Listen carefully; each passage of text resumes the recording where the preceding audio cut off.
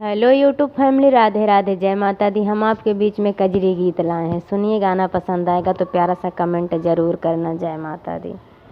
बेटी नैहर में कई दिना दुलार होए जाना ससुरार होई ना। बेटी नैहर में कई दिना दुलार होई जाना ससुरार होई ना। बेटी नैहर में कई दिना दुलार होई जाना ससुरार होई ना।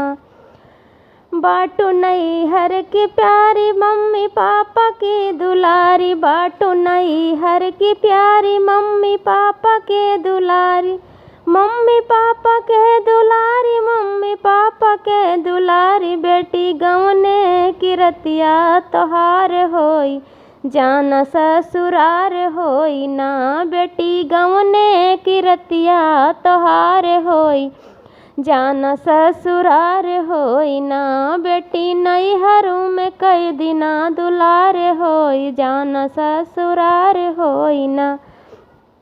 बेटी नैहर में कई दिना दुलार होई जाना ससुरार होई ना।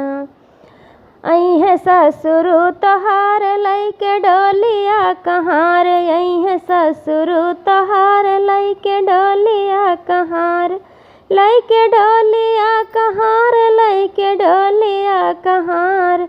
बेटी मुश्किल से भेटया कवार होई जाना ससुरार होई ना। बेटी मुश्किल से भेटया कवार होई जाना ससुरार होई ना।